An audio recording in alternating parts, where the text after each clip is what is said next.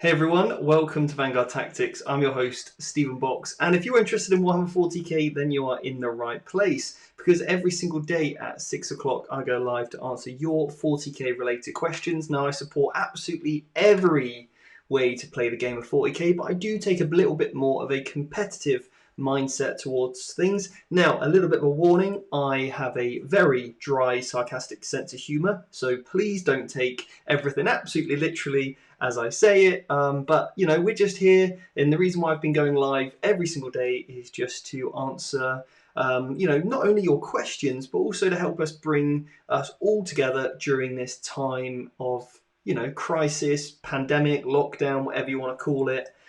So anyway, guys, I hope you're all doing well. And if you're new to the show and new to the channel, then welcome. I would love it if you subscribed, gave this video a like, as that always helps me reach more people and all that good stuff. Now, yesterday I did I was really pleased with the live lesson that I taught.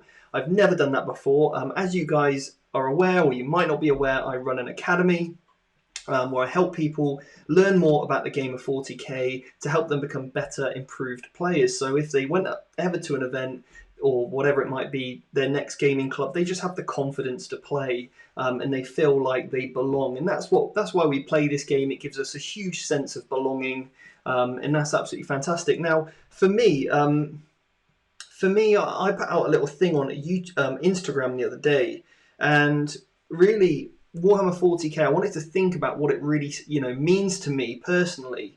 But I'm going to tell you that just after I do this. There we go. Get the glowing lights on. That's a bit better. So for me, 40k is more than just a game. It's really our community, family. It gives me that sense of creativity.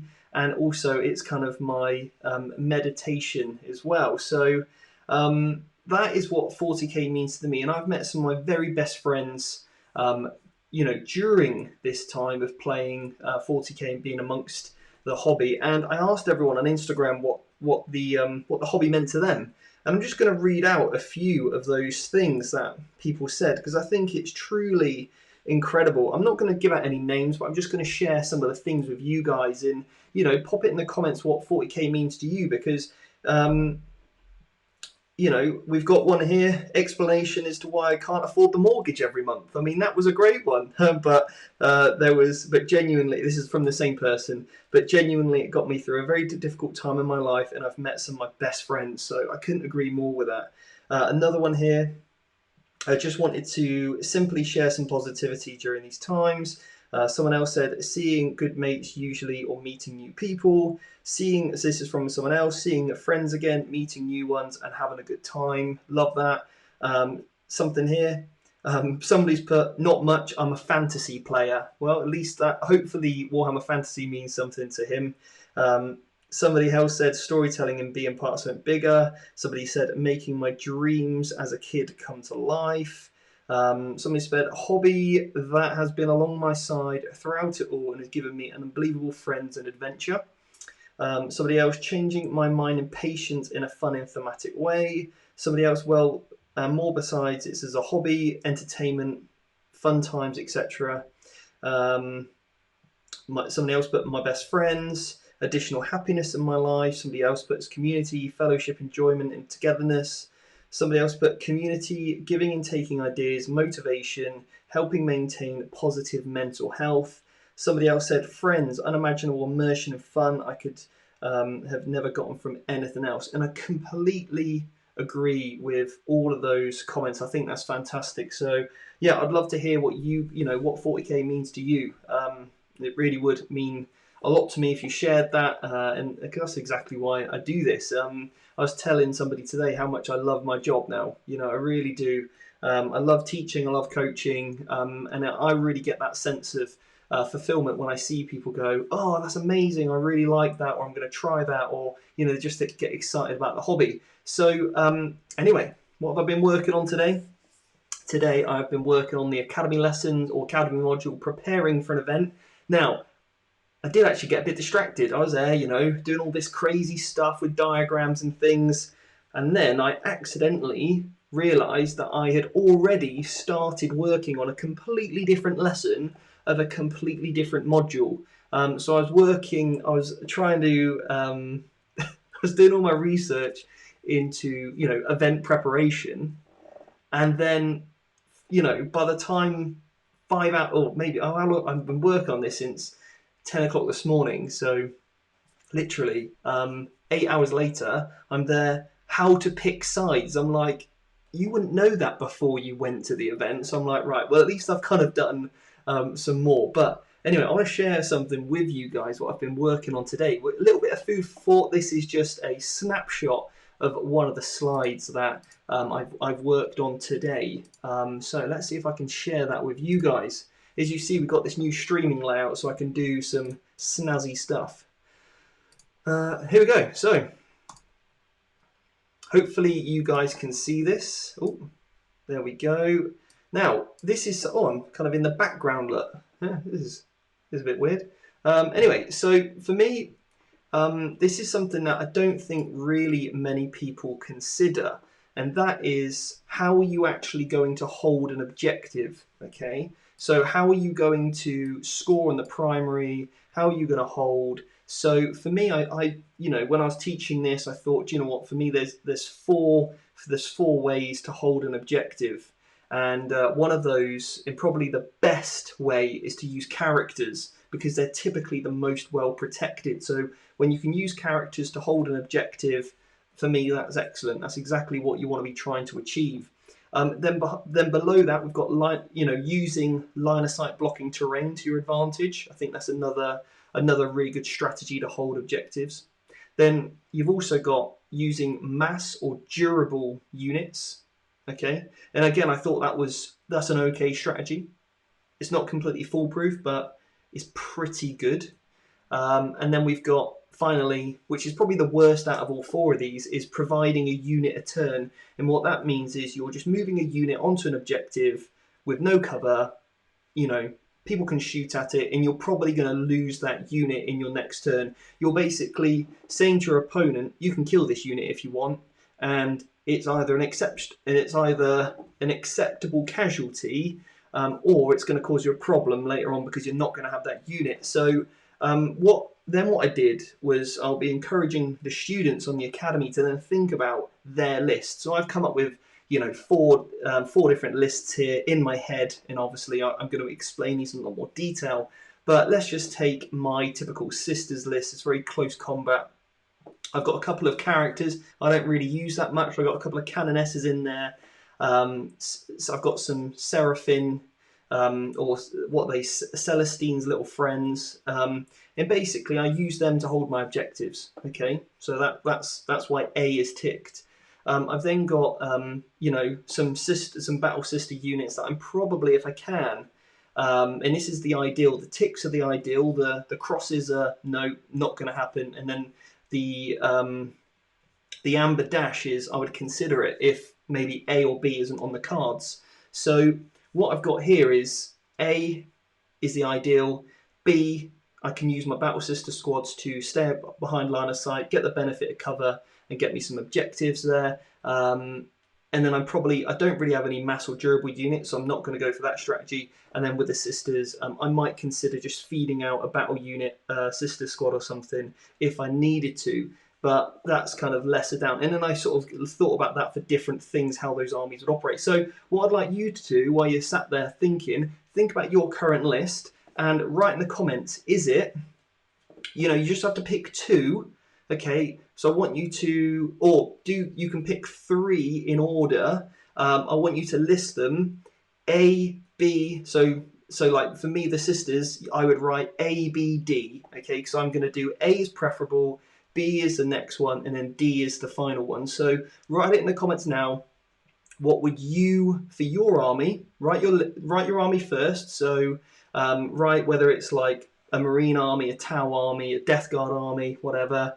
So Tau, in this example, would write B, C, A. That would be their order. So B and C would be their preferable ones, and then the A is what they would consider doing, okay? So yeah, write your army down, and then just quickly rank order from best to worst the letter, so it's A, B, or C, D. I'd love to see what you guys are doing, and then we can, you know, have a little chat about that. So I'm going to leave that up, or make that smaller, hopefully. Can I do that?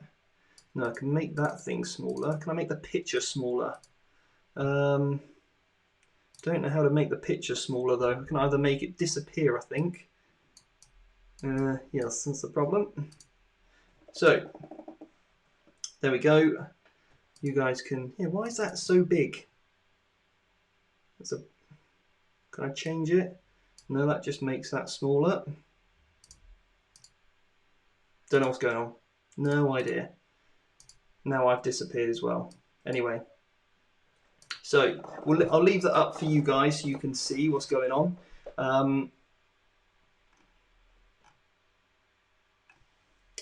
Okay, what questions have we got here? Necromancer 1000 is said... in fact, I'm just going to get rid of that. You guys know what that was, basically. Necromancer 1000 has said, "Evening, what are your thoughts on the new Necron reveal from the Silent King return?" So, I mean, it's really exciting to see what the Necrons are going to get from this, like, I think, like Primarch style character. So if he starts to give some Primarch based buffs and abilities, it really could be quite nasty for everybody else. But Necrons, you know, you got to think, you know, Necrons haven't had anything at all since the release of their codex. They haven't had any like Vigilus Defiant detachments, Psychic Awakening they're still waiting for. They haven't really had any new models in a while. So maybe this is when Games Workshop have gone, okay, we need to give these guys some love, and they're going to get a huge boost. So it could be all kinds of models. You could be seeing like this Silent King, maybe some Bodyguard. Who knows what's going to be on the horizon? There was those really massive guys with the blades. They look pretty cool. So in that sort of trailer that went through, so that could be quite interesting, I think. What else have we got here? Neil said, "So I was wondering what the best unit for Tau are, and how many tactical drones should you run for competitive play?" So I think at least 30.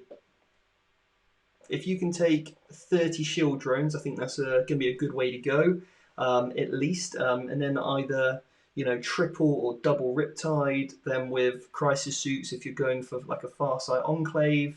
The broadside like units are good, like 3 units of 3, but are very susceptible to getting wrapped in traps with the missiles, that is. So that's got a very static based army. So I feel like the Crisis teams, or the Crisis Suit should I say, and then the Riptides may be a better option in terms of, you know, claiming the board back later on in the game as they push out and things. So yeah, but you want to take as many shield drones as you possibly can, I think. Michael said, "Good morning, how you doing? Coach James, thoughts on the new Harlequin rules?" Now, I did see some previewed Harlequin rules today, guys. Now, these, you know, it was some leaks or whatever. I've seen it, and if it's true, it looks pretty legit. But if it is true, I cannot wait to play Harlequins. So I've got even more passion now to get my Harlequin list completely painted. So I'm going to work every day, and I'm going to try and paint 3 models every single night. I've got more Harlequins on order, so that's going to be fantastic to you know, have a look at. But yeah, I'm very, very excited about the Harlequins. I think GW Rules team has done an excellent job, and they've really given the Harlequins exactly what they need. And I think what they've done is they've looked at it and gone, this is a minimal range in terms of models. So how do we help that? And I think they've done exactly that. To be honest, I couldn't really ask for much more. I think it's to the point where they could be top tier now, or they're up there in the right hands. Now, the only problem I can see with it is they've got a lot of tricks. And for somebody like me that loves that style of play, it's going to be absolutely excellent. However, I know there's going to be a few issues where people are going to, you know, be caught out by a few tricks. Now, this is where, if you don't want your opponent to have a bad time, you need to be a really cool dude about it and be like, you know, that's kind of their thing. I think we need to accept, and I'd love everyone to accept. Same with Genius Dealer Cult. They got tricks, right? They hit so hard, but are so fragile on the other end of it. So they need tricks. They need these abilities and cool mechanics to actually get them around the game. So if you do play against Harlequins at some point in the future, just expect that, yeah, you're going to get caught out by a few things because they've got some very cool tricks. But, oh, I just love it. Absolutely love it. I cannot wait to play Harlequins. So, yeah, Operation Paint all my Harlequins now. So very excited about that. And when I get the Codex, I'll do a full review of that. Sorry, not Codex, White Dwarf, sorry. I'll do a full review for you guys. But yeah, I'm going to be playtesting this for the next... Now I've got, you know, my sort of draft copy. Even if it's not actually what they get, it could be a bit more fun for a while. I'm going to be doing a lot of playtesting with this new stuff. So when the White Dwarf does come out, I'd have got a lot of repetitions in even prior to actually getting out this stuff. So it's going to be great. JP Wargaming, the Chief Librarian Warlord trait, High Scholars of Librarians. Can I choose powers from any of the Psychic, Space Marine chapter powers, or is it limited to Obscuration, Librarius, and the Salamanders? So how it works is, look at that, first on hand. It's like I knew you were going to ask this question. I think it just says what you get access to. So if you're a Phobos one, you would get access to the Obscuration discipline. You would get access to obviously the Salamanders one, and then the regular one, okay? If that is what Phobos ones get. If you're just a Primaris one, you would get the Salamanders and the regular one, which gives you like Might of Heroes and Null Zone and stuff like that. So let's have a quick look at this. Master Librarian. Yeah, you can generate powers from any discipline that they can know powers from. Yeah. So you can't access the Ultramarines one if you're a Salamanders because you don't know it. All right. Luke said, what is your path back into 40k after being away for so long? Did you have friends who already played, or did you just go down to the local GW and start playing? Well, Luke, funny story about that. I was, back in 2016, I competed in, there's a story to this, but basically I competed in how many competitions? I competed in Glasgow for the title of UK Fitness Model Champion, or that was my regional qualifier, and I won that. So that won me this trophy. And then I competed in a bodybuilding class, and that's another one up there where I came second. Then I competed in the finals and came 15th for bodybuilding, and then I went to the European Championships for fitness modelling and won that as well. Now during that time I downloaded the Deathwatch app because it was my only little, I was basically doing my cardio every day on the cross trainer or the incline walk, and yeah, I was just constantly playing this Deathwatch game, constantly playing this Deathwatch game. And then I thought, you know, I found myself going, oh, I wonder what Games Workshop were up to. Started to Google what they were. Oh, can I just shut these a second? So I was Googling Games Workshop, saw Deathwatch had been released, and I was like, nah, I could probably dabble, buy a few of them. So bought a few of the models, started painting them up, and yeah, absolutely fantastic. And at the time, I knew a few other people that also played, that were mates from like the fitness scene. So I was actually coaching Dan Paul for his bodybuilding competitions at the time. So Dan Paul, who's played on the channel with Necrons and stuff before, his best mate is Jack, so who I do the podcast with, and he's been on a lot of battle reports. So me and Jack have become fantastic mates now because they were best mates. Mark Reed, who I do the podcast with, he was being coached by a coach in my company as well, for his like health and fitness goals and things. So yeah, that is how we formed as a group. It was all through my coaching business. And I found 40k because of that. Dan Paul used to play 40k, so did Jack, and so did Mark. And then I think we were playing Rainbow Six together, all online. And then the conversation of 40k came up. We all met up for a weekend, started playing, and here we are, 2.5, 3 years later. So yeah, bit of that's my little backstory, I suppose. Here we go, Jack. Do you think it? JW, unfortunately, I have to watch this back as I can't watch at the moment. But while I'm here for a second, mandatory movement tricks you should know, either psychic or stratagem based on how to combo these. So I need to know, JW, what is that in reference to? Jack, why do you think that Tau can't do D? I think they could definitely consider it if you need to hold an objective for your turn. So Jack, they can consider it, it's just not advisable. It's like you don't want to be wasting your units, or if you chuck a unit of fire warriors out there to grab an objective, then if they get wrapped and trapped, then your army can't shoot. So they can consider it, but then also you'll probably, if you then lose that unit of fire warriors, then what else are you going to use to hold an objective? So they're better off, sticking that unit behind line of sight blocking terrain. So D isn't the best option for them. What do you think of Astra Militarum Tempestas after their psych? I haven't really looked at them in much detail, to be honest. The Tempesta Scions. I do love the aesthetics of them, I really do, but I just haven't had a good chance to look at them in detail. So I'll just kind of be giving you a non-answer. But yeah.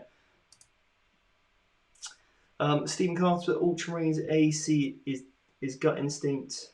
A unit a term seems a high price to pay. Exactly that. You don't want to be wasting units away. But now Space Marines do have the extra survivability, especially if that terrain piece is near cover. Getting a 2-up save with 2 wounds each, and if you've got a Feel No Pain knocking about, then you're in a pretty good place. Jack said D, A, and C. Interesting you've put D there, Jack. I probably wouldn't consider D as an option for Blood Angels. I would probably just go for hiding behind line of sight cover and using characters to hold objectives is what I would definitely go for if I was playing Blood Angels, or my Blood Angel list anyway. Andrew, do you like Adeptus Mechanicus and can you make a video on how to play it? Yeah, I can certainly do that in the future, especially with the new Engine War coming out. That would be great. So I will pick 2 more questions.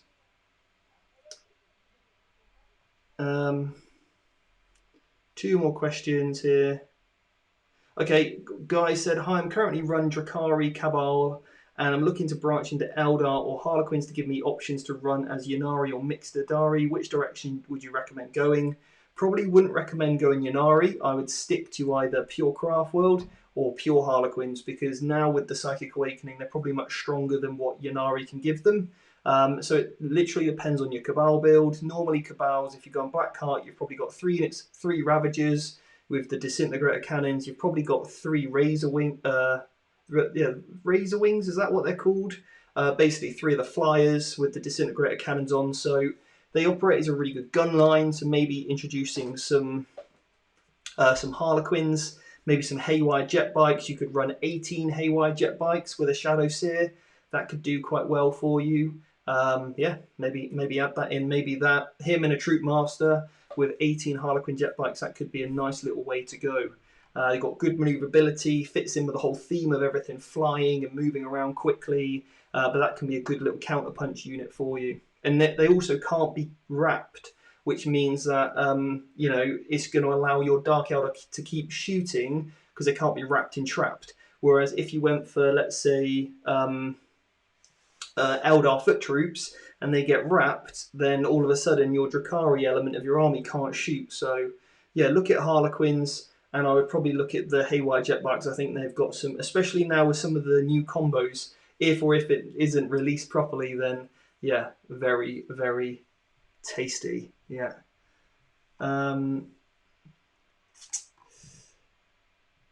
Neil said, do you think it's a viable option to run lots and lots of Fire Warriors, and how would you play them?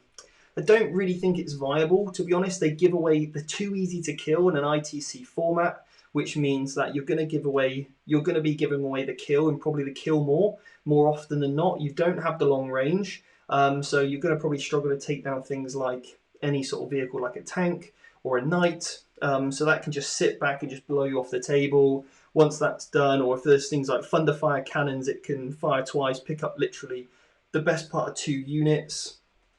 So I don't really think Mass Fire Warriors is a fantastic way to go. They can only operate in one phase of the game. If you get wrapped or trapped, then you're going to be in an awful, awful place. So yeah, it's not probably the most... I would probably look at, if you want a different list to the Riptides, look at the Crisis Battlesuits and go back and listen to the podcast that me and Jack did and Mark all about Tau from the recent Psychic Awakening. There's loads of good stuff in there that you can get your teeth stuck into. Right, guys, I'm going to... quick, Wayne said here, if a unit can move and shoot heavy weapons and I place it in an open top transport that can't itself move and shoot heavy weapons, when the vehicle moves, does the unit suffer a -1 to hit? Yes, it would, yeah. Yeah, because you still count as moving. Cool, right. Oh, Arton said, just starting my Chaos Army, what's the best choice for a HQ to start? A Dark Apostle. Dark Apostle, Sorcerer, Chaos Lord, those 3 things I think are a staple in most armies, but in particularly the Sorcerer, make sure he's got Jump Pack, okay? And the just so he can deep strike or jump around the board if needed, get him out of danger, or maybe not a Chaos Lord, a Demon Prince. So it depends on which way you go, but definitely start with a Dark Apostle and a Sorcerer. There's 2 HQs for you to crack on with. Anyway, guys, I'm going to leave you there. So because my dinner is ready. So guys, remember, I'll see you tomorrow at 6 o'clock. And also some really good news. I have Nick Nanavati confirmed to come on as a guest at some point next week. So me and him are just going to do a sit down and chat. We're going to talk all things crazy lists and combos. So if you want to jump on with that live with me and Nick, that will probably be next week. And I'll let you guys know in advance when that is. But I spoke to him today. We had a good catch up on the phone in, some really exciting things coming forward with some collaborations potentially as well. So loads of good exciting stuff coming out soon, and I'll see you guys tomorrow at 6. Take care.